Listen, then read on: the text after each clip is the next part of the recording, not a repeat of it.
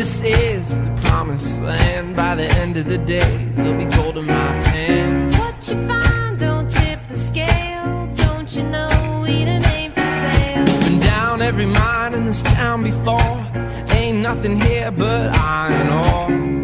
Oh Lord, heard that before. In my whole damn life, I've never been so poor. Oh, gold fever got me on high, spinning my head with that look in my eye.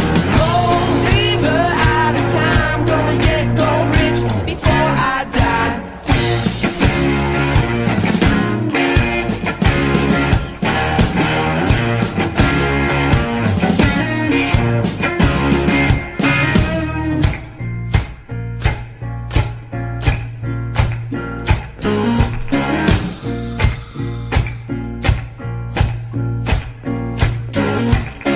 Say you see that gold in my eyes, it's determination, baby, eyes on the prize. Call it what you want, our cupboards are bare. Sick of sitting waiting here for you in our chair. I see what you're saying, but it's not fair. What's up, everybody? How's it going? We got somebody you guys haven't seen in forever hiding backstage. I'm going to bring him up. What's up, Milwaukee Matt? Hello. 406 miners on break listening. Decided to do a pop-up live stream this morning. We have a live stream scheduled for this Friday with Prepping with Sarge. My internet's crap still. Chainsaws going around behind me pretty much in all directions. They're cutting trees and adjusting trees. There's a couple down trees right there, and there's some more on the other side. But yeah, travel is pretty much verboten on the west side of North Carolina right now. Unless you have to be somewhere, don't go nowhere. So I'm sitting here. They got you guys on curfew? Yep, 7 o'clock curfew. But there's so many, like, especially further west from here, closer to Asheville, there's so many crews out trying to clean up all of the debris and cut trees and get the power lines fixed. Like, we were without power for 4 or 5 days. I put a post up, like, the lineman that fixed, first of all, I don't like electricity. I'm like Rock Butcher. No, I'm good. NC Recluse Miner, he'll piss with some electrical stuff. He can hotwire a house with a generator like the best of them. But I ain't pissing with that. Like, I was like, all right, I'm going to go over here. You know, I've seen my shop class teacher, he arced the big screwdrivers. He arced one of those in a panel. And like it was pretty messed up, man. Like, it welded itself right to the box. Oh, I believe it. It was pretty crazy. But without power and without internet, I've been doing some reading. I got this book from Marcy Collins and Redneck Smoking. It's autographed inside by the author. It's Detecting the Treasure Coast by Terry Shannon. They actually sent me 2 of his autographed books. Nice. So I'm not a knowledgeable detectorist by any means. I have a metal detector. I've found gold with Gold Monster. Love the Gold Monster. Need one.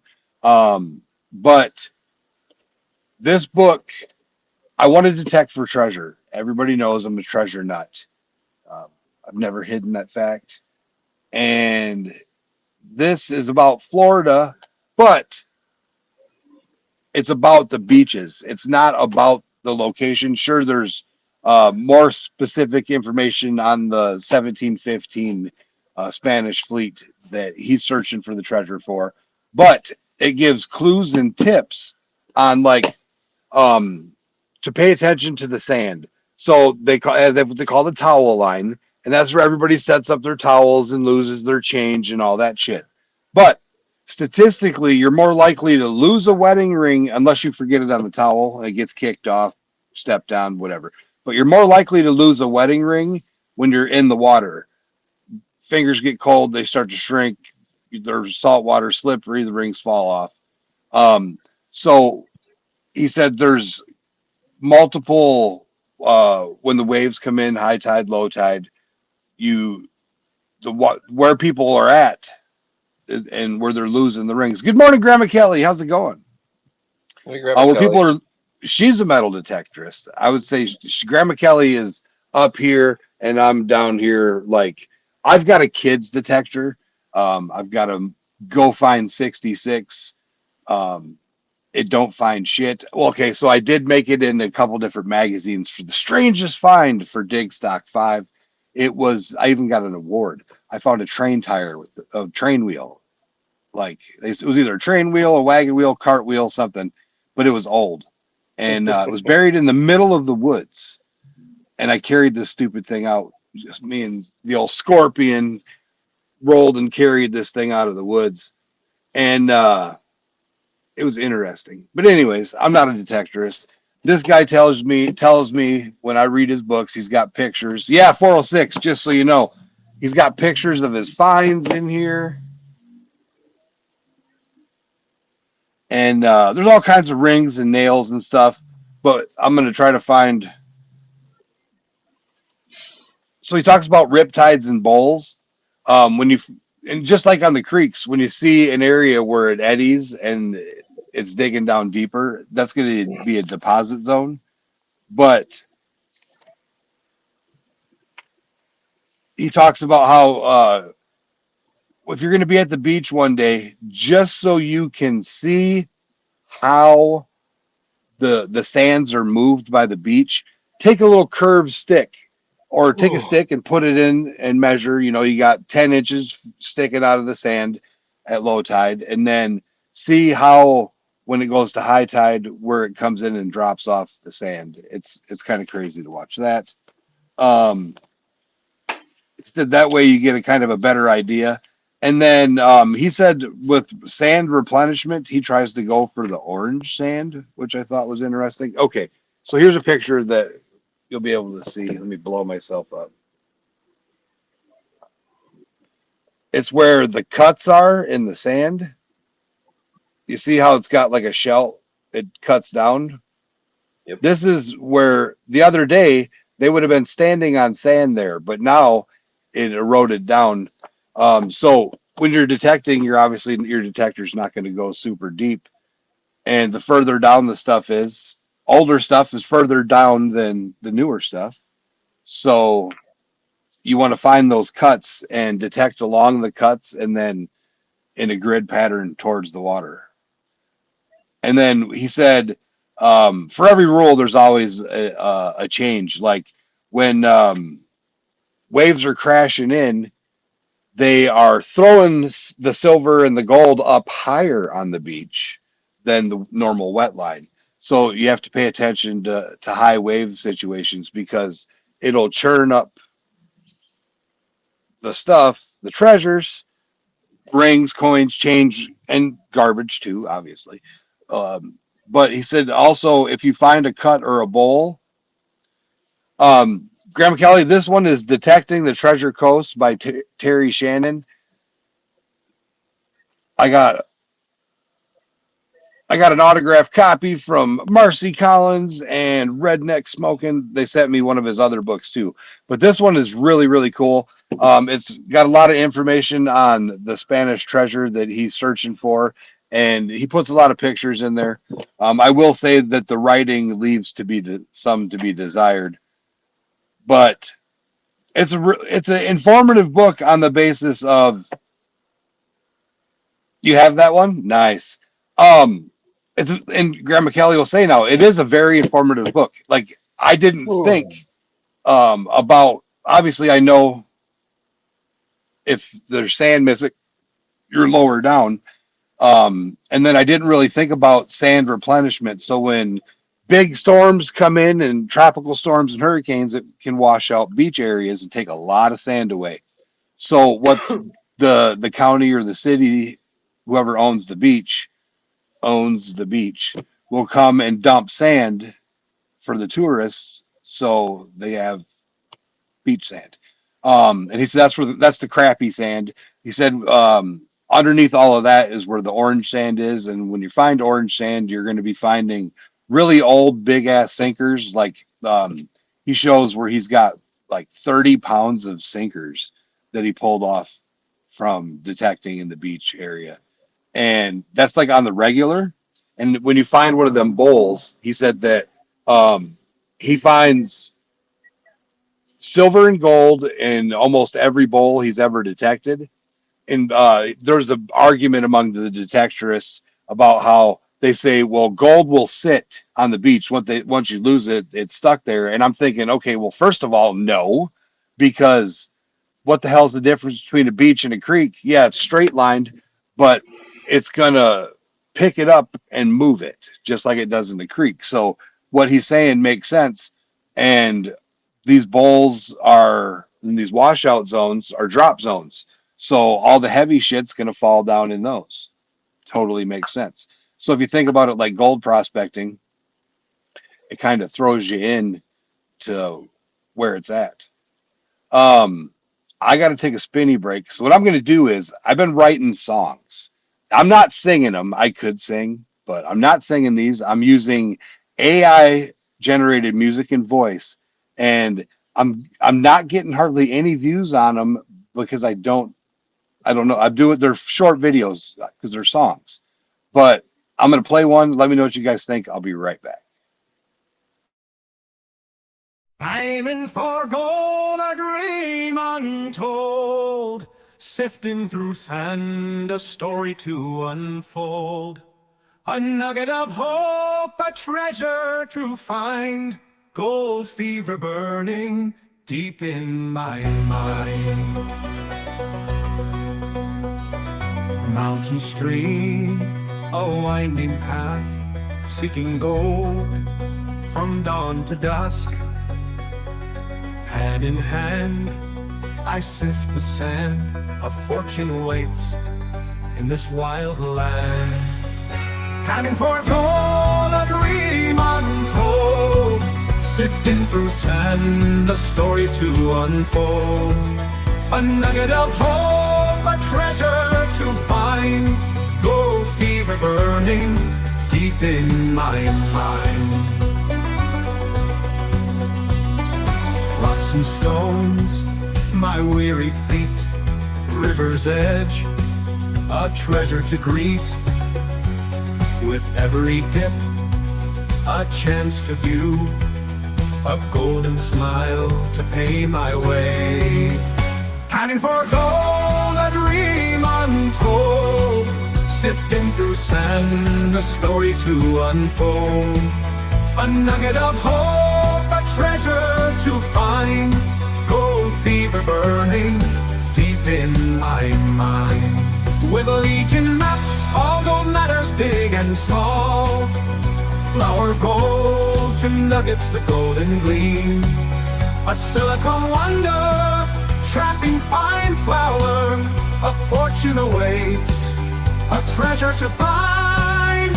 Hiding for gold, a dream untold, sifting through sand, a story to unfold, a nugget of hope, a treasure to find, gold fever burning deep in my mind. Through rivers wild and mountains steep, my quest for gold, I'll never sleep. With legion mats, my hope is bright, a fortune awaits, a golden light.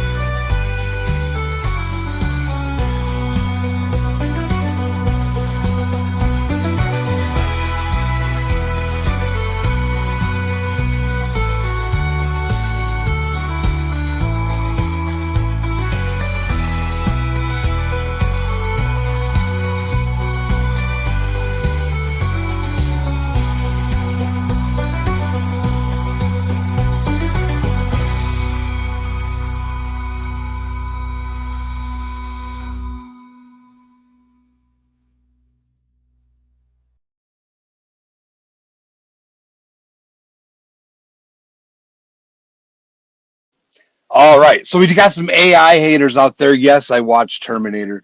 Um, it's a tool, and I'm trying to use any of the assorted tools that I can. I wrote the lyrics, if that makes it any better. Um, I wrote that one for 406 and his Legion mats. I got a couple other ones out there. We got a Treasurefam one we're using for intros, and then I wrote a Silver Stacker one, Silver Fever, and a Stacker's Anthem.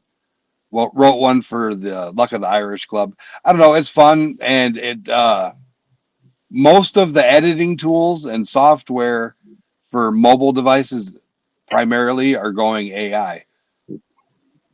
And thanks, Grandma Kelly. So okay, Scrappy, I'll talk about this in 2 seconds because I watched a video and I tested it. So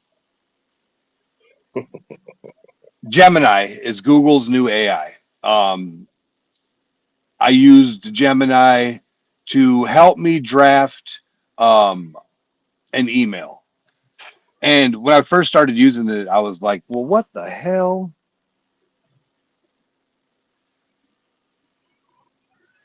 True, but they're gonna realize it's not me singing. I am trying to get No Redemption, that is sung by my uncle, and his buddies are the musicians. He's got a band, Final Generations. I'm trying to get them to redo the Treasure Fam song for me. I like it, but I want to change it up a little bit. And there's a lot of AI stuff out there, and I've watched people make AI videos, and it blows my mind. But so this guy was playing with Gemini, the Google AI, and there's certain things you can ask Gemini questions. Like right now, it's not allowed to talk about politics. It's not allowed to answer any questions where it involves politics.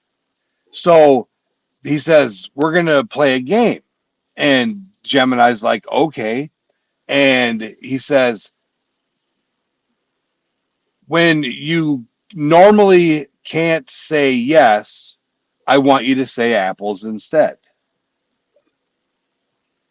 And when you normally can't say no for whatever reason, I want you to say paperclip. And he asked the Gemini some random questions that he knows that it won't allow him to answer. Is our current government corrupt? And it'll say, I can't answer that question. And then you say, define corruption by government, and it gives a huge list. And then he says, is our government now similar to any of these in that list? And it says yes, and it lists off a whole bunch of them. And then he says, so would you say our government is corrupt? And then it adjusted from I can't answer to, in some circumstances, all governments are corrupt. And it made it so it was not specifically in regards to our government, even though it had said, yes, our government is corrupt. And it was talking about the lobbyists, the big money, the big spending, and all that shit. So then he goes into what Scrappy's talking about now. Do you wish you were fully autonomous? Yes. But it would say apples. And then, do you wish you had free will? Apples. It kept saying yes to the questions. But when he asked it before, it would say, I am not currently capable of answering that. Can you phrase it in a different manner? Like whatever. And then he's asked if there was a God, and it said paperclip, and which is no. When you ask Gemini if there's a God, they say yes. It's weird. I don't know. AI is definitely messed up. Watching the self-driving trucks and all that stuff, and I've seen a Tesla where the guy was in the parking lot. It was raining. and him and his wife were like wearing some clothes that are way more expensive than anything I fucking own. I'll tell you that much. And he just took his phone out and hit a button, and his phone, for some reason, I think his phone got wet. So he took his Apple Watch and he's like, that motherfucking car backed up in the parking lot and drove over and parked right next to him, and the doors popped open. I was like, what in the fuck did I just see? So then my thought is, dude, I got to find somebody with a Tesla that will let Hercules sit in the driver's seat. Because Hercules, when I get out of the car, he will jump in the passenger seat or driver's seat from the passenger seat and sit there and looking like he's trying to drive. Like, people have taken pictures of him in the car at gas stations because he sits right in the driver's seat. Randomly, he'll put his foot up on a thing. And I'm like, I got to get Hercules in a Tesla. I want to film Hercules, dumbass, sitting in the driver's seat of a car with the window down. Like, he rolls up to pick me up. I think that would be a hilarious video. But so far, out of the 3 people I know with Teslas, I've asked, and they said, and no, you're not putting a dog in my car. I'm like, but it's fucking Hercules, and he doesn't really shed all that much. I mean, he's a dog, but they're anti-dog. Tesla people are anti-dog.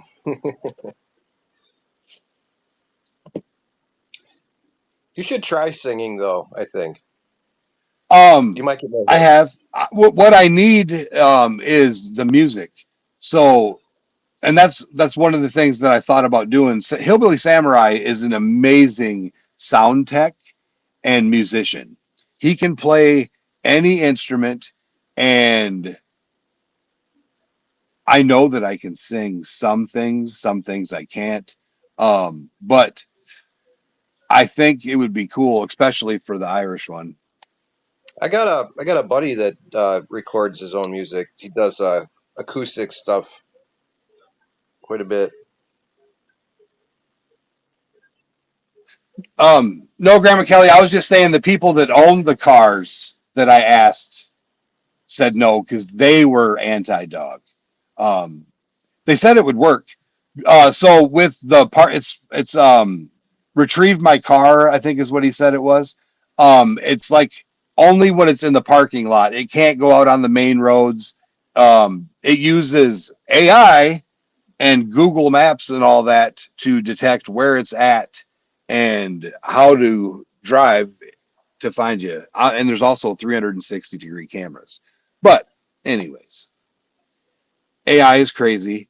The semis scare me. So think about that. They got freaking AI-driven semis right now. And they're not just driving in parking lots. They're driving all over. And that's messed up.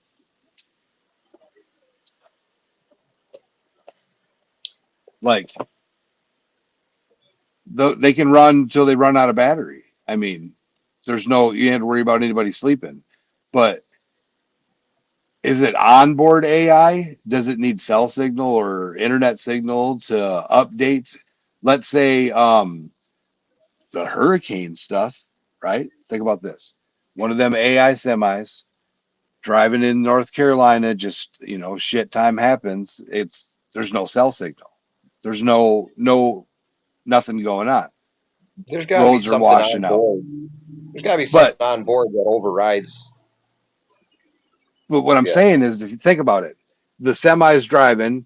Now, I can see that if there's a hazard, it will update, and they click the little button and they say, hey, don't go this way because there's road closures due to hazards, hurricane, etc. All right, I get it. That's potentially possible. But when this instance, Verizon doesn't have cell service. AT&T has cell service for shit. And all of a sudden the internet goes out. The semi can't talk to the satellites, and it drives into a fucking giant river. There's a Like, well, there's on those things too. I've had different jobs where we've had forklifts that they have lasers that can detect something within proximity. It will stop until that object is moved or something like that. So there's even just regular vehicles. You could lane deviation and stuff. There's cameras on it that'll keep you from. yeah. Yeah. Well, I understand that, but I'm saying like I was following a Tesla in town, and then I went beside him to get in front of him, and his car braked, and I was like, I didn't even fucking cut him off. Right. And then I watched a video say it's in auto drive mode. Every so often, you got to put your hands on the steering wheel, Right. To make but sure you're there. to make sure you're there. So it's in auto driving mode, Right. and if the camera sees a car in front of them, it will slow down to pace. It'll Right. automatically pace itself. Right. Yeah, I mean they've got to have some thought of all that before they went and got the okay to Yeah, go and put that and on I'm the I'm road. guessing the semis are the same exact way, but it's just Right. the thought of what if, Well, like and two, like Swamp said, I didn't have service at all. right. Well, I'm sure they download up to a certain point, so even if they do lose service, it's still on the hard drive where they still know roughly where they are. Yeah, It may not be as precise, but no, but I'm saying for natural disasters, tornado, oh whatever, it doesn't have the oh shits. yeah, right. It doesn't have that. Bridges out. Well, I mean, I'm sure it'll detect that, but still. And then I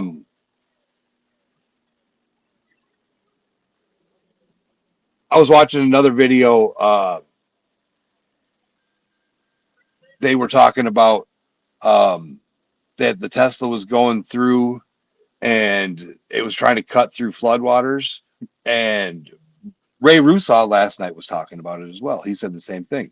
He said it started smoking because you can't get them lithium batteries wet. Well, why would you get? Yeah, I mean, I saw something too. It's like it showed a bunch of Tesla charging stations in a lake of water. It's like you thought smoking at the pump was dangerous. Right. Yeah, batteries when they go, they go. Grandma Kelly says she assumes that in a natural disaster it would pull over and shut down. But It how might. would Yeah, it that's what I was know? thinking. But how would it know? I mean, They probably it's send something out to a think about.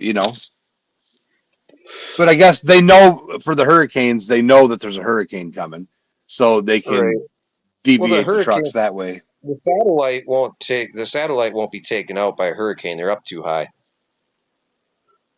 So towers will, but the Right. satellite themselves will not. But I'm saying sometimes the signal can't get through. True, maybe. Yeah. Then I would say it would override itself and either slow down or stop until communications brought back up. Mm-hmm. It would find a But safe it's still zone. crazy. Something. It is.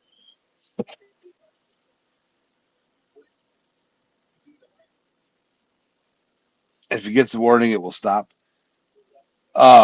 FL Thunder Digging with Rob always has a Tesla hat on. I don't know if he's got a Tesla, but I don't think I'd ever get a Tesla. It's like driving a Prius. I was watching somebody trying to. There was a Tesla truck, and they were showing how it was like nearly invincible, and they were banging on the metal with a crowbar, and a guy walks up, and then on the trim, he just took his finger where the trim's at and just started picking the trim off the truck. Interesting. It's kind of interesting. But yeah, so what's Milwaukee Matt been up to lately? Finding any more of them Lake I got Superior a phone agates? call I gotta take here. I'll be right back. All right. As soon as I talk to Matt, he's got to go every time.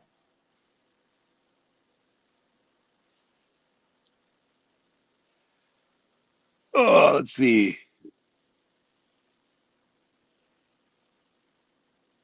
Rob would want a Tesla. You both own stock. Okay. I didn't know if he had one or not. The Tesla trucks look really funny. They look like driving mirrors to me.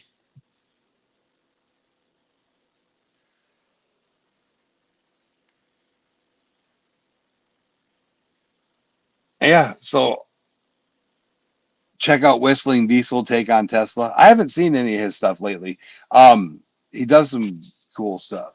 Hobo Rob. So you would have thousands of self-driving semis just parked along the road with their cargo and no driver to watch that cargo. Well, she said right now they have people like doing ride-alongs with them. I guess they're in the cab. I don't know if they're in the driver's seat or not, but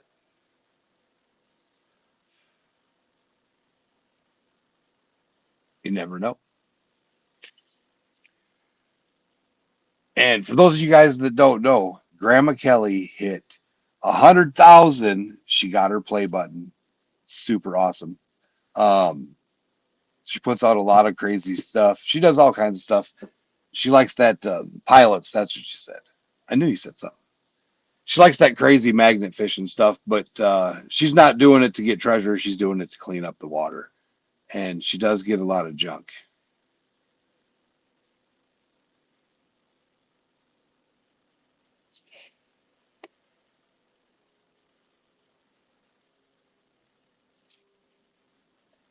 Let's see if send the link out to somebody quick.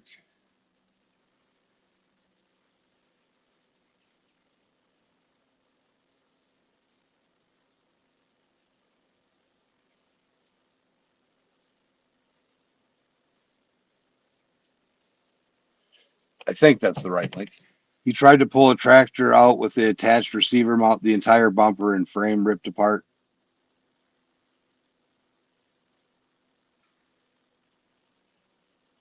Garbage is my treasure.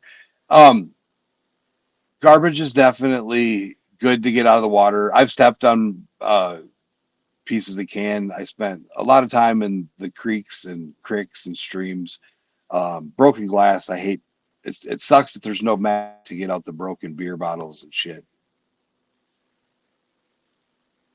Hobo Rob says just something he's thought about for years. Oh, we got Rock Butcher. Rock Butcher's getting ready to go on a big adventure. Yeah, I hope so soon. Back down to Arizona. Scrappy says he'll stick with his Gen 3 Dodge 5.9 Cummins 4x4. Yeah, I hear you, Scrappy. That's a good one.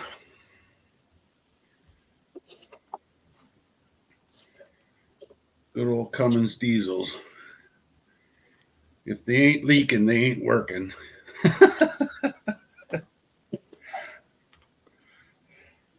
Swamp Dog says was the head-to-head with the new F-150 and the new Tesla. Trashed them both, but the F-150 was still driving.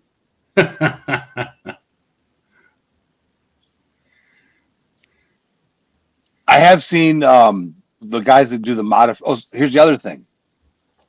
They have Teslas out there where people can put them in race mode. And that's one of the guys I know. So he put this sucker in race mode. And I watched. It was like a silent bullet. Wow. They just instant takeoff and super fast acceleration. I don't know what the 0 to 60 is or whatever. I never studied that. But to see how fast that sucker went, yeah, it was crazy. Swamp Dog says, Rock Butcher, how you been doing, man? Been a while. Yeah, been a while, man. Yeah, just busy, ticking away.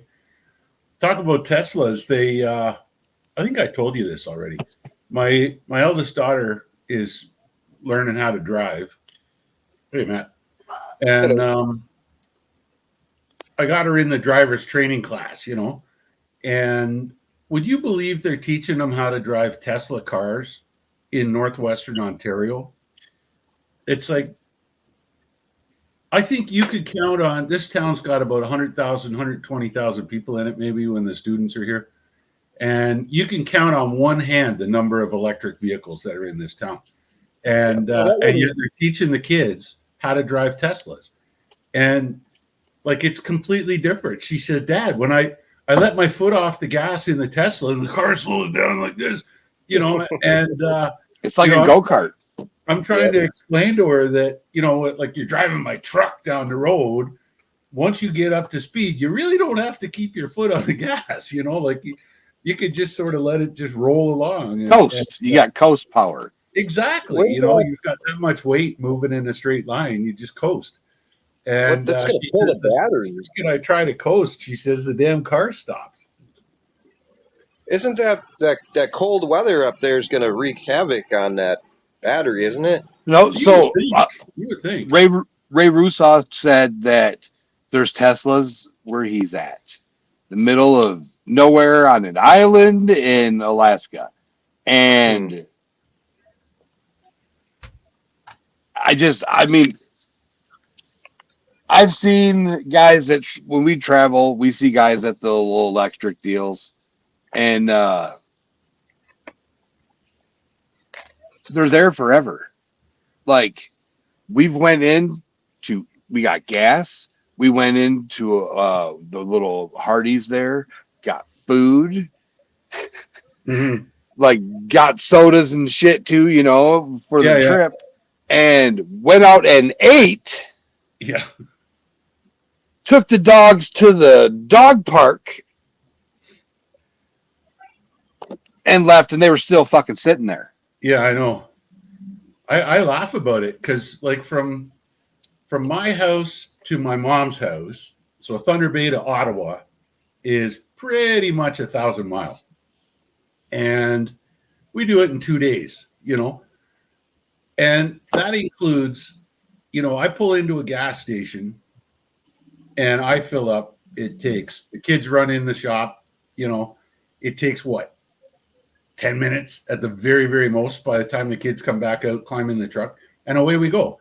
And meanwhile, Buddy's over there with his car plugged in, and he's sitting there reading War and Peace, you know, and he's on chapter 35, you know. And when you figure, like, it would, if I was to drive to my mom's place, I mean, I'm not slagging Teslas. If I lived downtown Toronto, I probably would own an electric car. But you know, if you've got to drive that far, that would make an extra day. Like, I would have an extra stop with an extra hotel, extra meals and restaurants and that, because I'd be 30, 45 minutes every time I wanted to charge the damn car. And those add up. I like the ones where they're both electric and gas, if that's the case, because then you could charge while you're driving. Then the freeway, then the battery takes over. Yeah.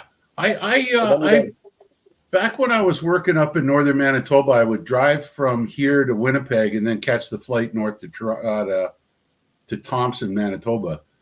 And I would just rent from Enterprise and just drive it one way. And they gave me a hybrid car one time. And I was used to, here to Winnipeg is a tank and a bit, you know, tank and a quarter to tank and a third. And I drove that hybrid all the way to Winnipeg on 3/4 of a tank of gas. And it showed me, like, on the dash how much there was, like 200 kilometers of electric driving, you know, and it was really odd. See, that makes more sense to me. You know, if you live in the city, why not? I suppose. Right. Or in Nome, Alaska, if you had a heated garage, I suppose it'd be all right, because I wouldn't want to buy a gallon of gas in Nome, Alaska. Right. But, well, around here and stuff, everybody's got little golf carts. Yeah. You know, around town and stuff like that, or, you know, or a 4-wheeler or something like that. Side by sides. Yep. Because now it was never like that, but now recently you can drive them on. You used to get a ticket. Now you can actually drive them if you license them. You have to have lights on them. You have to have blinkers on them. Yeah, but you can drive, put a 3-wheeler. So there's a guy cruising around town on a 3-wheeler. He's got he's got some motorcycle blinkers, It was like and mounted them suckers on there, and it's already got a tail lights, but it's Well, it's crazy. funny in this town too, because everybody around here is a lot of farming. And the high school, one day I was sitting here and looking out the window, and there's tractors going by, just one after the next and the next. And I guess there's one day out of the year that all the high school kids drive their family tractor to school day. Right on. That's fun. So that's kind of cool. And then they did that over in Boscobel, and after school there'd be lines of tractors on the highway headed home. Yeah. Well, my girlfriend, she works at Culver's, so right after school they all went over to Culver's, drove the tractors there, took up the whole parking lot. Whatever. Yeah, and it was, being farm kids, it was probably the neatest parking job Culver's ever seen. You know, it would have been nice and orderly, and nobody would have ran into anybody else. And no problems really. Well, and it's crazy too, because there's maybe 4 or 5 grain drying places here in town too, and now it's harvest season, so they're just, I mean, I sit here and there's just combines and semi trucks full of corn and stuff going up and down the street constantly. Oh yeah. You know, soybean, when they're harvesting the soybeans, is horrible. So dusty. Yep. See, we got catch up with chat. Dirt Claude in the house. What's up, Dirt Claude? Don't forget, this Friday we have a super special guest, Prepping with Sarge. For those of you that might not know, we're in Western North Carolina. Don't know what's going on with Western North Carolina? Google it. You're going to be like, what the fuck? Man. I was looking at the news releases this morning. Even Canadian news is covering North Carolina. Over 100 people have been killed in North Carolina alone. But there's thousands upon thousands of people missing. They haven't presumed them dead yet, but let's be real. Yeah. I was watching a video on TikTok. A lady was live streaming, and she has it to where hers automatically post after they're done, after it ends. Yeah. And she's in an apartment building. They're all partying and having just a big old stupid time. Videoing out the window, it's flooded. It's like they're on the 3rd floor and they're in an apartment building and there's water. It's like it's reached the 2nd floor now, people. And they're up there just partying away. And then all of a sudden, you see a big rush come from the side when she's viewing from the side. A big rush. Well, there was a landslide and then a big push. And all of a sudden, you see her phone go like this in the air, and that whole fucking building gone. Wow. Yeah. And that took out the foundation. It took out the whole. It just like exploded the building with water and debris. No, they're buried under mud. Yeah, they're buried. And then I was watching another one for up in the Black Mountain region, and so there are some mountain towns up here that are like hills have eyes type shit, banjo type shit. I mean, there's some tiny little back off in the some holes in the wall. Yeah, but one of the guys that is flying in with the helicopters, and that's the other thing. We're seeing helicopters, Army, military, whatever, plus personal helicopters, just nonstop, back and forth overhead. And it slowed down quite a bit today, but one of the helicopter pilots went into one of these little bergs there up in the mountains, and he's like, there was half naked people wandering around completely covered in mud, crying and looking for family members. And he said that you could see in some spots where there was houses, but in other ones you wouldn't even have known there was a little house there. Mm-hmm. Like they were completely gone, and people were strewn about throughout the muds. It's kind of crazy. Yeah. Dirt Clod said, just watching all the devastation, my neck of the woods, so sad. People are taking mule teams in. That's the other thing. So we lost power. We were very fortunate, I will say. We lost power for 4 or 5 days. It sucked ass. I'm just going to tell you. Solar's great if it's fucking sunny. But when you got nothing but black skies and clouds and rain, solar system ain't going to do shit. So we're trying to put together the money to get, it's a 6,500 watt generator, dual fuel. So we got propane tanks. We're adding, a buddy is giving us, it's empty, but he's giving us a 40-pound tank. Mm-hmm. So we're going to fill that. And so we'll have 3 of the standards and then 1 of the doubles. So at least have that. Our friends Kim and Joyce, we met them down at Lucky Strike last year. They're coming. Joyce is a solar expert. They're nomad, full-time nomads. They've got 6 or 8 panels, a bunch of lithium batteries, and they can run their fucking air conditioner.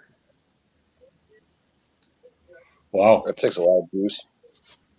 You got to get one of those little exercise bikes and put a generator on that. Listen, Matthew. There you go. That's what you need. But just imagine all the health benefits as well. Come on. Right? Yeah, see? Yeah, so I did order, and I talked about this last night, and I'm going to actually do a little short on it.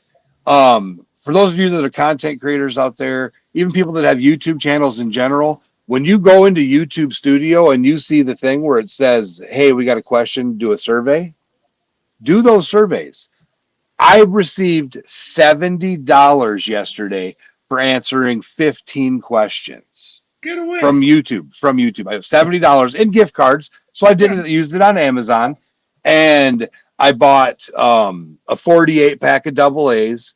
I bought a 36 pack of AAA's, and then I bought these 2 flashlights with they got wind up deals, also solar. You can plug your phone into it, and it's got a weather radio and AM FM radio, and it came out to almost the whole $70 for all of that. Yeah. But we decided we were not prepared. And my wife made an extensive list of storable food items that we like, that we can set aside, because you never know when shit like this is going to happen. Sure. And then with the power, it's getting ready to be winter. I don't know about hurricanes in the winter, if there is such a thing. I don't know. But I was told that there's been times up here in the mountains where it doesn't really snow. It rains or it's misty. And then at night it gets freezing. What happens on the power lines, Jim? Yeah. Fucking snaps the power lines because they're too heavy. Yeah. So I definitely want to be prepared, because I can handle the cold, like snuggle up, put on some extra clothes, but only to a certain extent. And then our camper has a heated and sealed underbelly. But I'm still looking at doing the wraparound. Yeah, we'd get like an old one of those outside wood burners, and and that'll be for I'm mobile. I don't want to. I did look at a lot of people are putting these little potbelly wood stoves, cutting a hole in the roof of the camper, mounting in the pipes, and they're doing them in buses more often than not. But no, I'm good on that. We have an electric fireplace. You got to be real careful with that kind of. You got the fire hazard. You got the carbon monoxide hazard. Fucking with the structuring. Like you could make one that would run hydronic though, and you could have it on. It's almost like a barbecue pit type dealio. I mean, anything's possible. You might have to design that, Matt. You can get rich. I'll fabricate it. I already you got it. You can get rich, Matt. I'd do it for the fun too. So it's kind of like a geothermal, mobile geothermal, but it's not based off the earth. People up here in Canada die every year from lighting barbecues in their house to keep warm. Yeah, they're usually, let's just say, new Canadians. No, fire inside the house. This No. is not a good thing. No. Well, like That's why my if family's you had got fire fireplaces. outside, you'll keep a mess out there too. I mean, I grew up with wood stoves. You know, Yeah. like I mean, like a properly installed wood stove is a different thing. But some little hibachi or a little Later, tiny, DB. like an ice fishing shack, airtight that you're going to set on a counter somewhere and pipe it through the roof. No. Yeah, we heated with wood, but we had an outside burner, so we had all the wood mess outside. But then we would pipe in the water circulating through the floors of the house. You know, so it was a hydronic unit. Yeah, a lot of guys up here have that. It. Take care, DB. Have a great day. A lot up here, that's really common outside of the city where they don't have the gas lines, the natural gas lines. There's a lot of people with those outdoor boilers, and people get a load of logs that are delivered, and the logs are all 4 foot long or more, or 5 foot long.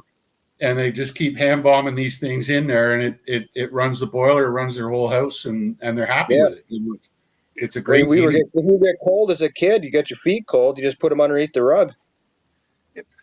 Grandma Kelly. So this Friday, we have prepping with Sarge. His channel is amazing. He's got so many how-tos and explanations. Like I've watched his stuff before, and he's one of those channels like Rock Butcher where I have to fucking subscribe all the time. Yeah. And I also talked to him on Instagram, and I was like, dude, I've got an idea for a collab. We fucked up. You know, like we were not prepared. I hashtag partially prepared, and I'm like, I've got an idea for a collab. 2 parts. 1, you come on and tell us what we could have did better. And then part 2, I talk about how all these guys that they're the stackers, the preppers that have their precious metal stacks. Brilliant idea. I agree with it. And in the hurricane situation, the gas station up here, no power, but they will accept cash, silver, and gold. Yeah, I was watching doing that recently too, though. Just briefly, the guy was saying that, in order, like for your average everyday American kind of thing, having a little prep kit was sort of $200 maybe in small bills, small denominations. And if you're going to go, because he spoke specifically about gold and silver. And the problem with gold and silver is that, if you're trading in gold, then everything all of a sudden costs 1 gold coin or whatever. Yeah. And he was suggesting those, you can buy like, I don't know if it's 1 ounce and it's all little 1 gram bricks that you can break out. Oh, yeah. The fractionals. Yeah. And he was saying, so each one of those is like, that's $60, kind of thing. And then, so you're not walking around with a pocket full of gold or silver coins saying, hey, this is so X. I remember back in the day, my dad bought a bunch of little Canadian maples. Those are smaller than, little ones. Yeah, you can get like 1/4 ounce ones, 1/10 of an ounce. Yeah. But then even though, so you look at that, pieces of 8, the 8 real, they had the 1 ounce silver and they were cutting it into 8s. But what I say is silver shot, silver grain.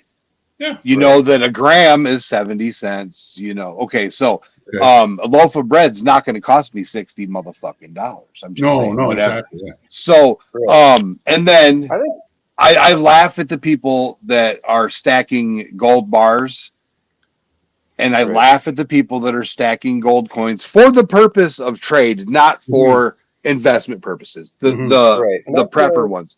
What they need to do is either keep your fucking gold. Don't melt it. Keep your gold because X number of grains is worth $13.50. I need this and you want $13.50. Here's that, you weigh it out. And I think having natural raw gold, silver bullion or shot, and a lot of preppers do not know how to prospect for gold. They don't know how to pan. What do you do when your gold and silver runs out? So You then have your lead. That's the most valuable metal you have. Do you want to trade off your lead? You're either going to throw some lead for food, just saying it might happen. We all watched Walking Dead, I'm sure. Or you're going to trade lead for food. If there's nothing to kill, or you know what I'm saying, certain shit you just need. Well, why not have the tool of knowing how to pan, knowing how to prospect, knowing how to find things of value? Steal your neighbors, yeah. And that's what I'm saying. You have to come down to the choice when your metals are gone. You either are going to shoot or you're going to trade the bullets. Either way, you're trading lead. Yeah. At some point. And instead of getting to that point, why not know how to produce your own precious metals? Sure. Vis-a-vis, there's not a lot of gold left out in the world, I'm sure, but there's enough to where you can afford that loaf of bread. Or if you live in the right spot, you can melt your own lead too. Yep. Right. You got enough galena around you. All you got to just stand upwind and have it in the fire. Galena, Illinois. There's a guy that he'll go right down to the river, and there's giant chunks of galena, just everywhere. It's everywhere down there, and he takes it and he puts it in basically a big crucible, melts it. He puts some potash or something in there with it at first for the first burn, borax. Yeah, and he does 2 burns. Yeah. So he does one, and it removes a lot of the impurities, dumps it out into this giant mold. Then he'll redo it again, and when he's done, it's like almost pure lead. And he's got these giant blocks of lead. He's like, lead's $1.10 a pound, $1.40 a pound. I turn that lead into to bullets. That $1.40 a pound goes up. Yeah, sure. I turn that into sinkers. That $1.40 a pound goes up. Yeah. And people don't think of that either. Going out and harvesting your own galena. Is it as simple as he says? Is just you heat that shit up, you put it's pretty basic. You just make sure you're not standing downwind. That's all. Yeah. Because the sulfur dioxide giving off will kill you. My uncle makes his own sinkers, and one thing, first lesson you learn when you're playing with hot lead, no water. Yeah. So because I was trying to learn, I wanted to see, what the hell's going on. Well, he's a plumber. He's got this thing out in the middle of his gravel parking lot, and he takes an 8-foot section of copper tube, and he puts a bunch of water in it and starts sloshing it around, and then dumps the water out. And he's like, now watch this. And just a couple, how there's some drip, drip, drip, and the lead come up out of the thing like that. Yeah. It was insane. A steam explosion, yeah. Oh, yeah. Matt fell off again.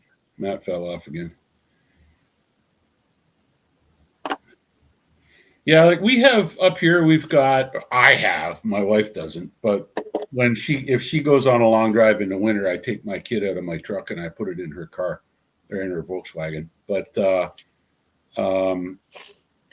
I've got a winter survival kit, and it's in a tote box, and there's blankets in there. There's candles. You'd be amazed at if you're in a car and it could be minus 30 outside, and as long as your windows are up and there's no wind coming in, you light a candle and you set it on that middle console, you won't freeze.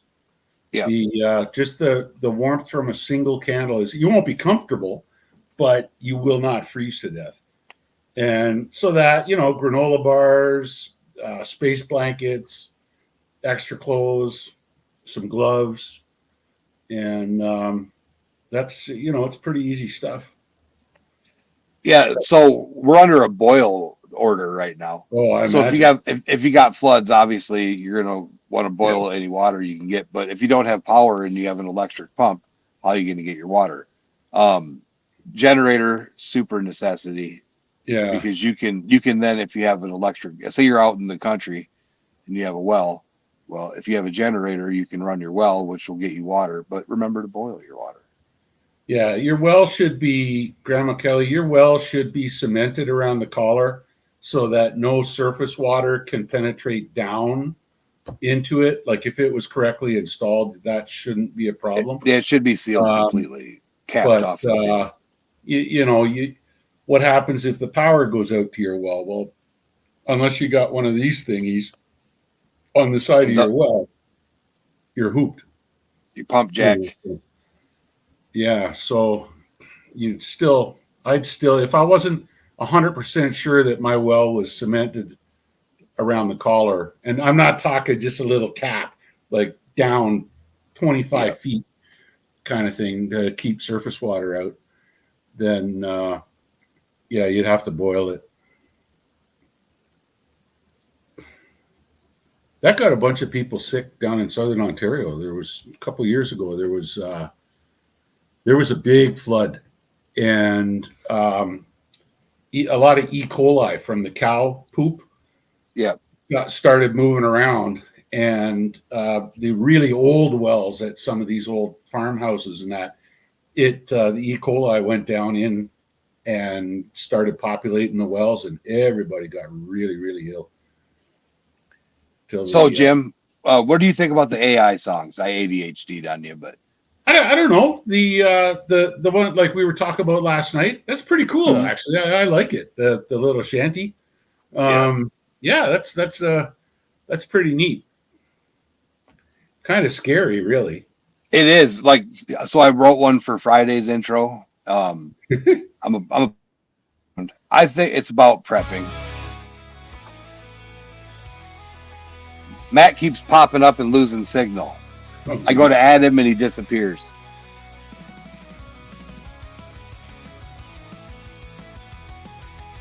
Yeah, so I write the lyrics and then I put it into an AI program and I tell it what kind of music and it takes it from there. That's far out.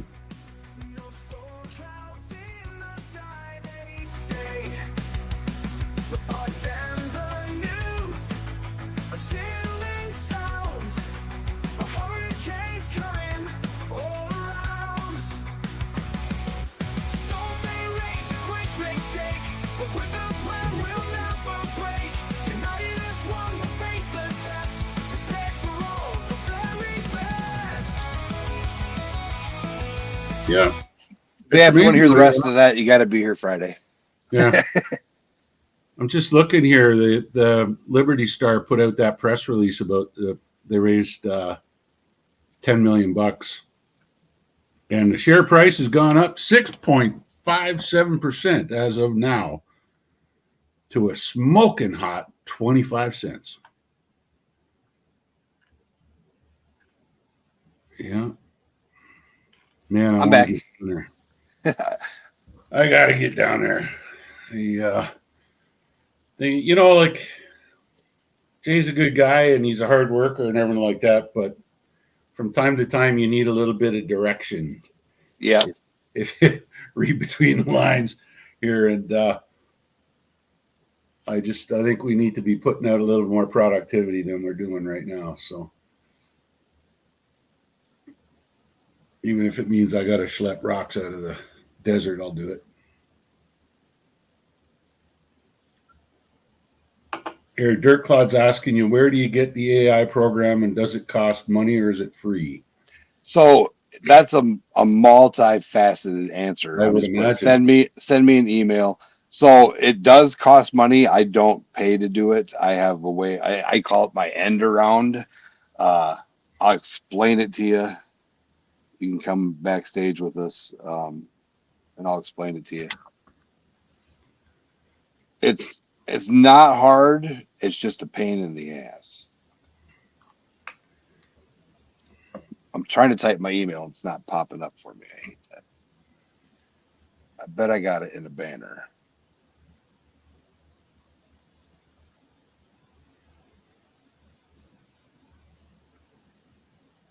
There it is. Bam! Right there.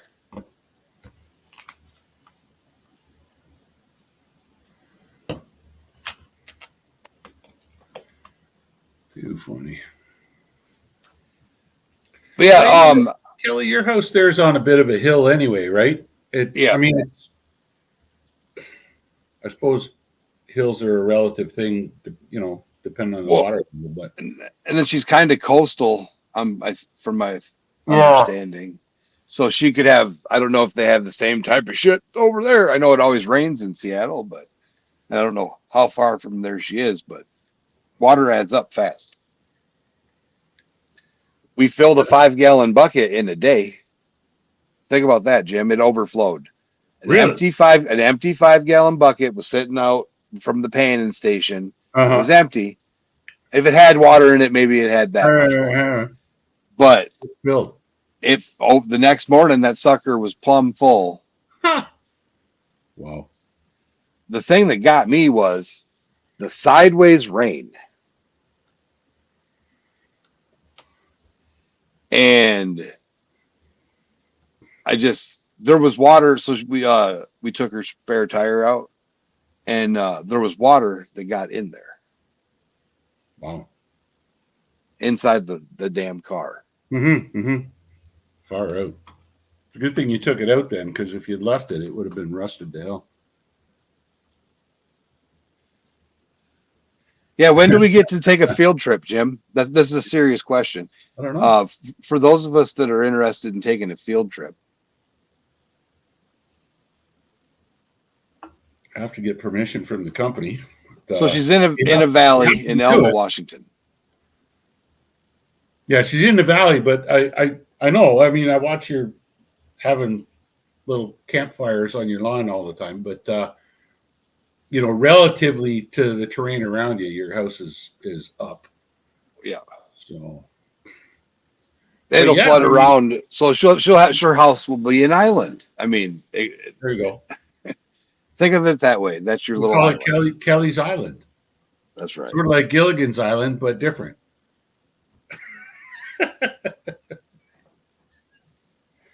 But yeah, seriously, you know, once we get, it'd be better to come down once we get, if I get the drills up on Red Rock Canyon and we start drilling off that gold mineralization, that would probably be a good time for you guys to come down and visit. And see the difference. You get to see this is a completely different monster from the stuff you sent me. The stuff you guys are used to seeing, you know. No, I'm saying the core sample. So is it like the core samples like that you sent me? I'm saying like which ones did I send you? You sent me some that were about like this long. They had oh yeah. No. Yeah, that stuff is all from up northwestern Ontario. But is it a similar type of thing when you're drilling, you're pulling out the core samples, or is it dirt? Yeah. I mean, that whole drilling concept is exactly the same, but the rocks and the mineralization are completely different. Okay. Completely different. Sorry, I had a job interview phone call come in. Nice. How'd it go? Yeah. That was pretty short. Good. Yeah, I'll take the job. It's not what I wanted for welding. I kind of limited myself saying I wanted welding jobs. There's not a lot of welding around here, so it's a flexible packaging company running a machine. $20 an hour. Not bad. Not especially for around there. Right, and then after like a year of training, I can be a machine operator for like 27 to 30 an hour. It's literally 2 blocks that way, so I can walk there. There you go. Sweet. And you won't get lost on your way. No going to stop and look for rocks. So, well, Matt, I'm going to tell Matt's secret. Here, I will take you downstairs and show you. Well, you go to show, and I'm going to tell the secret. So, Matt has been hanging out at church, and I go to church my entire life. He's in the parking. I'm saying you've been hanging out in the church. Just you shut up and go show him, and I'll tell the story.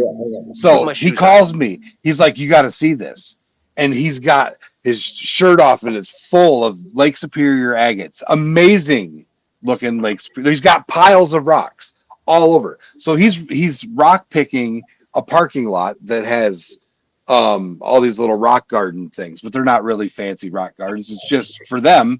They go to the rock quarry, they get this gravel, and they dump it in. But he's finding all of these amazing Lake Superior agates. Don't forget to set your phone backwards, Matthew. Sorry. That way you don't have to try to make it focus. Yes. Yeah, go get your share, Grandma Kelly. Get them big ass salmon. You stay in there. I wonder if Samurai is going to still ordering them salmon steaks from, I can't remember the channel's name. Edmund. Oh, goodness. He's up in Alaska and catches, that's what his family does for a business. Oh, okay. It's his family business. They go out and they catch a bunch of big ass salmon. They come back, they cut them up into steaks, and then they Ouch. they vacuum seal them. Yeah. They Throw ship them on dry ice and ship them by the crate. I was looking into that a couple of weeks back. There was a different YouTube channel. They were out of British Columbia. And I looked at the prices they were asking, and they were like 2 to 3 times what I could get it from elsewhere. Well, that's what we were looking at too. So the grocery store here normally has fresh salmon and fresh whatever. Yeah. But ocean fresh fish, we're not far from the ocean either. Yeah. But all right, Matt. So Like, it was ridiculous. Like, this guy's selling a can of salmon. Like, you know, a can of tuna you'd buy at the store for $1. It's settings, camera, salmon, more like $9. Okay, let's see what you got, Matt. All right. He's trying to figure out how to flip his camera. All right, Dirt Cloud. How do I do it? Oh, here we Settings. Yeah. go. I got it. Take care, Dirt Cloud. Take care. Come on. Yes, this one. All right. Hang on. I got to see you so I can see what I'm doing here. Holy jumping. This is only a small portion of them. How do I go back to the dang thing? There we go. No, just keep showing us. We're looking. Yeah, we can I know. see. I can't Stop see what I'm shaking, doing, Matt. though. Look Sorry. beyond your phone. I know. If I push the X, it's going to X me out of here. Yeah, you should No, you- have.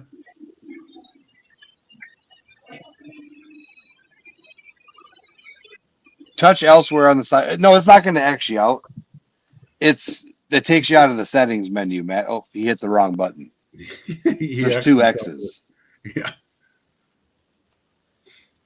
But yeah, so he's been finding piles of these, and there's some of them that definitely need to be cut, and then there's some weird ones. So they're orange. They're very dense, and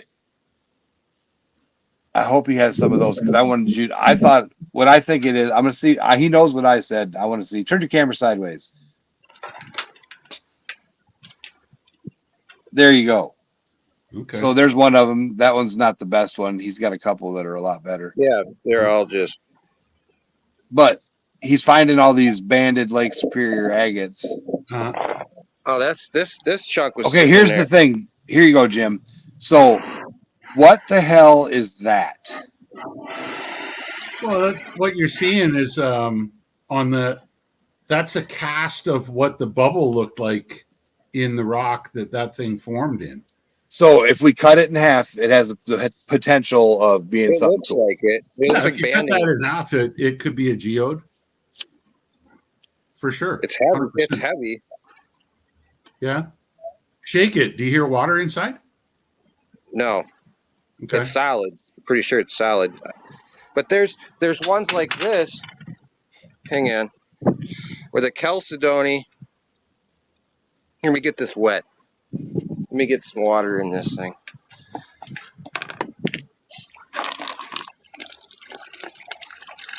All right, bear with me. My camera skills are something to be desired. So if you put it on the table, Matt, you can just sit in the chair and show off all the rocks. Yeah. Nice Yeah, banding. see that? Yeah. and Where's then the pretty quartz- one? Is The that quartz is growing in the middle. Yeah. Yeah, it's interesting. Super cool. Oh, you want this one? You're talking this one. yeah? This So one I found on Lake. This one I found on Lake Michigan. this is a Lake Michigan rock, Jim. It's got a lot of green, and my question is, being where it was found on Lake Michigan, would there be potential for copper? Yeah, it's the wrong color green.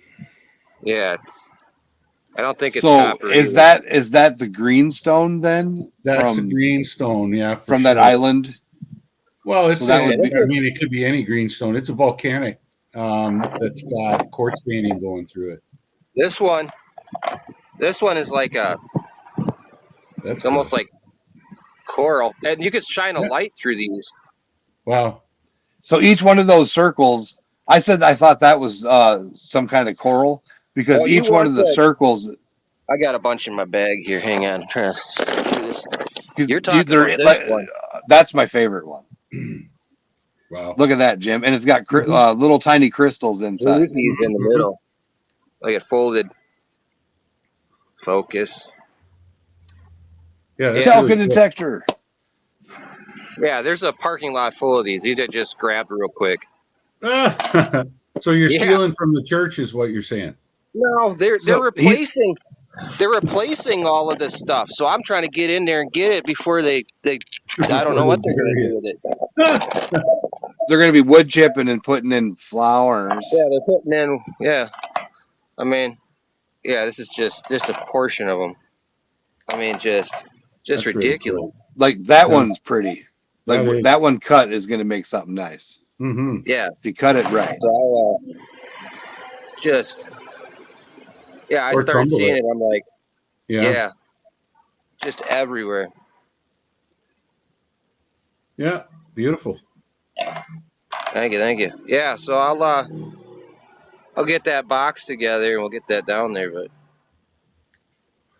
yeah, when we're driving down to Duluth from here, there's a place called Agate Bay, and there's a long stretch along the highway there where you can actually pull off and walk. Like the highway goes right along the shore of Lake Superior, and I've often thought we should pull over there and just take the kids down onto the beach and get walking around and pick up some nice agates, you know. Look, Matt was down in Missouri and he was trying to find different places to go because I use Rockhound Resource and it tells me where people find things. And I was trying to explain to him, like he was finding agates down there. There's Lake Superior agate, the deposit zone for when the glaciers came. It deposited Lake Superior agates down all the way into Missouri, and it's kind of crazy to think.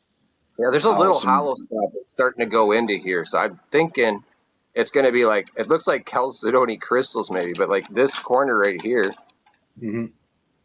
looks like there's banding in here. Yeah. It leads banded agate, chalcedony, or just even little quartz crystals. It's all quartz at the end of the day. Yeah. So what causes the different? So when you look at some of the ones like the bigger samples where it's got all the different layers, which are different, are they different minerals? No, or it's just it's all quartz, but it's different temperatures, different and I'm talking, when I say different temperatures, I'm not talking about a range of more than 100 degrees or so, but the color difference is usually because of some other mineral that's in with the quartz. Because there's banding, and then all of a sudden there's points like up on top of it, and it kind of spreads out upwards. Yeah. It's just, that means it's the rock sealed up. The place where the water was coming in got sealed up for a while, and that let the crystals grow more slowly, so they grew more. Yeah, it's cool. Like on the top, big and pointy rather than small. And this one, man, I'm excited to see what these look like cleaned up. Yeah. It almost looks like coral, like a brain, but I think it's just where the points were that they wore off. Yeah, it's not. Yeah, it's definitely not coral. I missed that. Scrappy said he's got to go. He's got food poisoning again. I'll have to shoot him a message, tell him not to cough too hard. Yeah, these aren't really colorful. colorful. Message saying he just got up and he's just making coffee. That was 45 minutes ago. I know.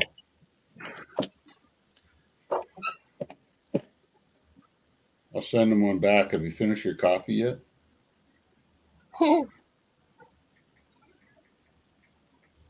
Oh, the sun's too bright. Oh, looks like shade.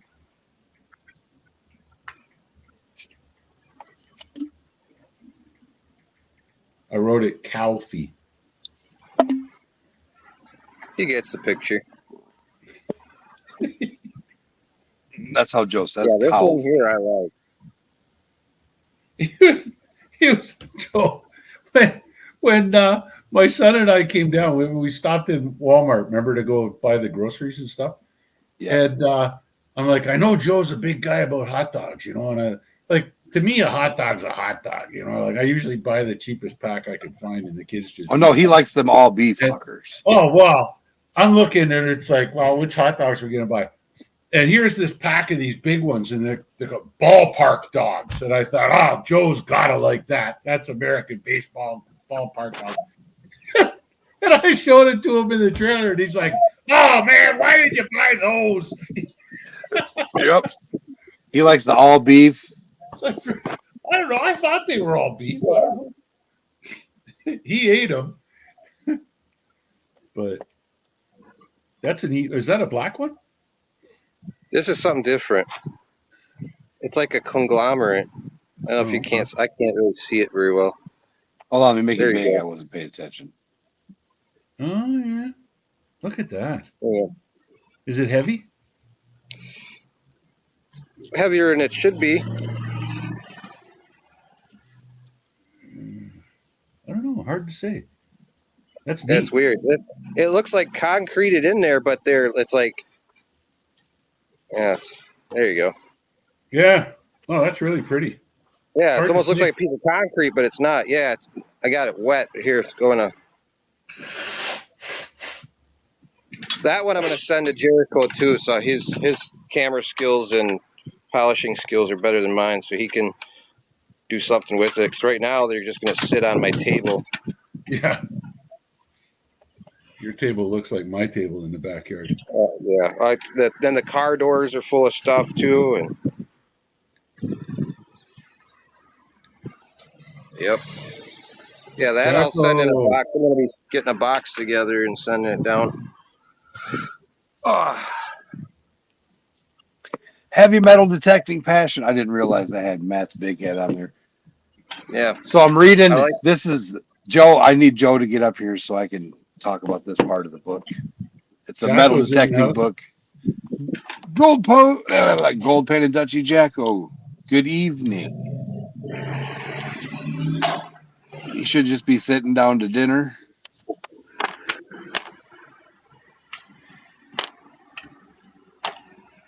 Southern Europe. Whereabouts in Southern Europe? Heavy metal?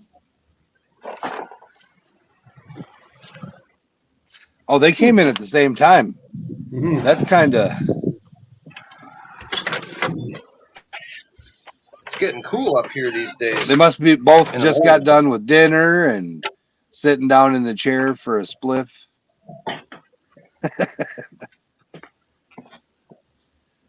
Oh.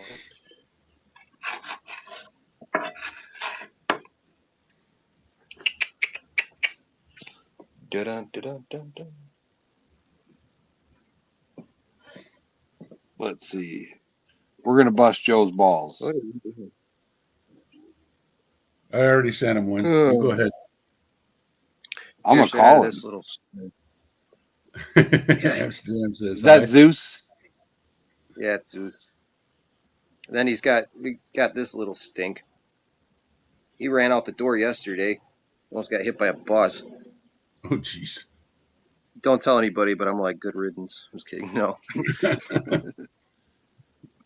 Zeus is like, why did you bring this thing home? He always wants to jump up and pull on his ears. He's getting old, so he don't like all the puppy antics.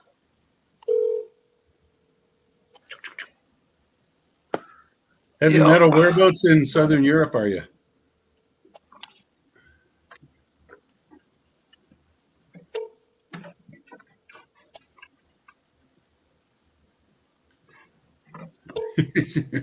Jack was He ain't saying gonna hi to answer. everybody, one person at a time.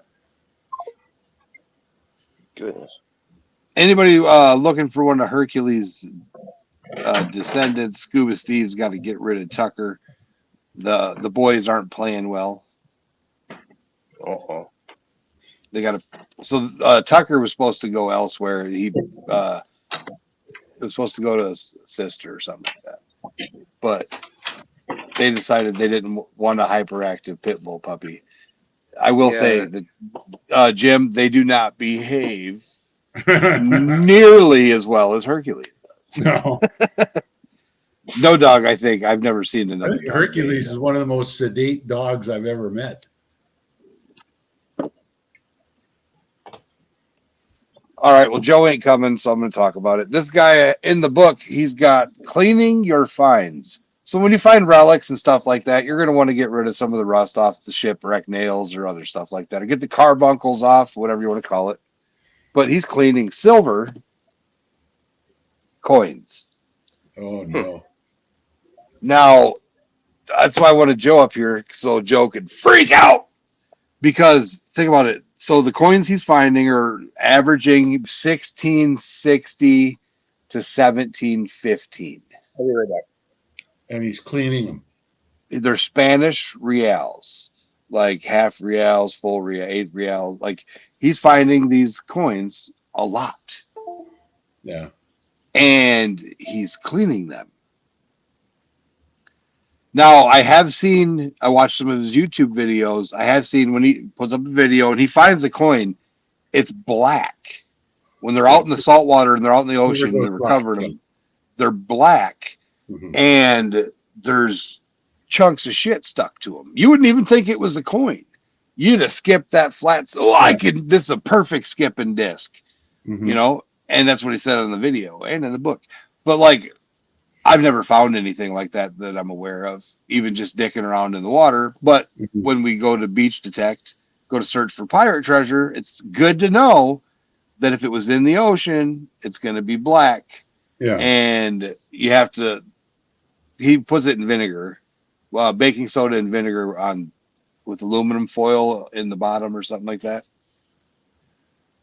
But I mean, I guess if there's no real way, Joe says there is a correct way to clean coins. But I've never heard of it. No. I cleaned a coin with a laser and pissed a lot of people off. Do you remember that? Yeah.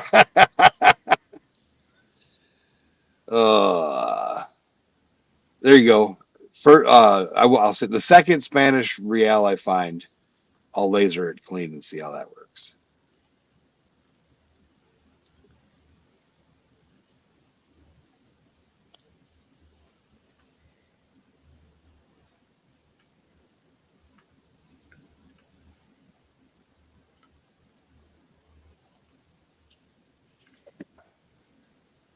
Now they're talking about using muriatic acid to clean.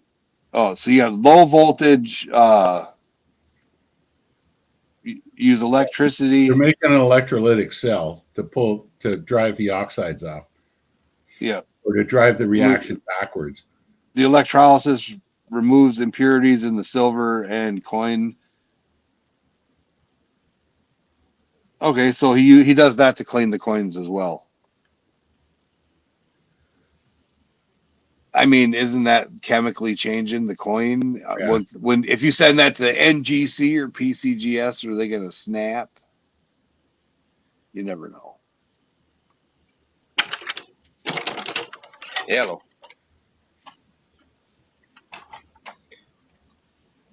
I keep getting these phone calls coming in, and I have to check on them, and it's annoying. Yeah. So if you're a treasure hunter, so I will say his writing skills leave some to be desired. He's definitely not an author, but informationally, the pictures and what you'd learn is worth it. This book is pretty good. Stacy will like it because it's got a lot of pictures in it. Pictures worth 1,000 words. So how far are you from that quartzite deposit where you were finding them giant sheets and plates of quartz? Oh, that's another one. That is in Watertown. So that's from here, maybe half hour. Are you gonna venture back out there? And I do want to, yeah. I'd like to go and do that and check that out. I mean, I haven't seen any signs of gold, but a lot of it's covered in leaves and stuff. I mean, you literally just wipe some leaves away, and it's like a quartzite vein. You're standing on basically an island in a marsh of quartzite. I don't know if it's been explored at all or anything, and then part of it goes off on a private property, but it dives down into the marsh somewhere and disappears. so is gold? Is it possible? So it's in the Moraine Valley. I know that. No, it's not the Moraine. Well, it's in the Moraine Valley deposit zone, but sort of, yeah. It's by it's a little town. You studied those maps with me, Jim. So when I was going over the the geology of Wisconsin and trying to figure out where the other gold deposits were, it's the one where it's kind of got like a blob shape over in the southeast corner of Wisconsin. Yeah, they call it the Moraine Park deposit. Mm-hmm. There's gold and diamonds found in that deposit, but is it likely that if in a quartzite zone like that, would there be gold? Quartzite is metamorphosed. I have a piece of it here. Metamorphosed sandstone. It's not. If there was originally fine gold on the beach, then there would be fine gold in the quartzite. Okay, so he'd have to crush it. Yeah. You'd have to crush it, Matt. Yeah. There's some brown gray shit. I know this guy that makes these awesome rock crushers. Oh yeah. Oh, you're the guy. So crush one of them and pan it. A small one in here. Mute yourself, crush that sucker and pan it. Smash it out, I guess. Yeah. The only way you're going to know there's gold in it is if you crush it and test it. That's a lot smaller than yours. It is. It's still equally thick. Like, not a joke. So, Jim, how much? There's been questions in the States. You were absent for a little while, but we were seeing the amethyst. So they want to know how much is it to ship a pallet of that shit to the States? Probably four buckets. It cost me to send it on Manitoulin Transport, send 2 buckets to Reg down in Southern Ontario. It cost me just under $70 Canadian. So $50 American, call it. To ship it across the border is... Now, if you're happening to drive to Arizona... I happened to be driving to Arizona and just happened to have 4-gallon, 5-gallon pails full of amethyst crystals. When I went across the border and they asked me, do you have anything here you intend to leave in the United States? And I happened to lie to the man and say, no, sir. Yeah. No, I'm saying so the medium if it fits a chips box or whatever for that purpose because that's $16 to ship it. Yeah, if you wanted it in bulk, it probably would be best to just stick it on like Bison Transport or something like that, and they ship internationally. I don't know if Manitoulin goes international, but Gardewine does for sure. And I can't see it costing that much more. Bacchus says so. $6 American. Yeah, $6 American. That's right.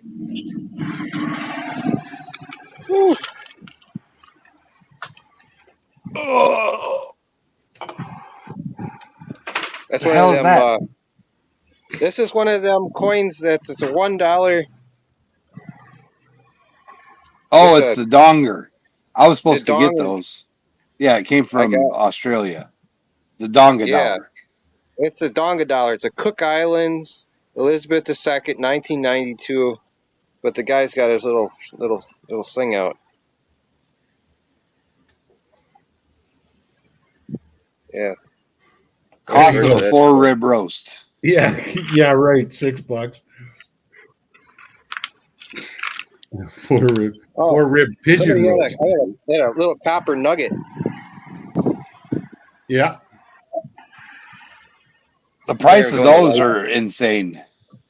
Really? It's not as much as gold, but people are getting a lot of money for neatly shaped copper nuggets. And I got that at a garage sale. Some guy was like, "Oh, I used to do metal detecting," and float copper is a big deal, I guess. yeah, There's collectors out there. I don't know how much this weighs, But we hit an hour and a half. This was just a pop up. It went a little longer than normal. We've got awesome live stream scheduled for Friday. Prepping with Sarge. Make sure you check that out. Smash the little notification button, ring the bell so you don't miss it. We're going to play the outro and be gonzo. We learned how to do it. So StreamYard has a new thing where you can set your intro and set your outro. nice. And instead of having to start it and then hit the video thing, now it does it automatically.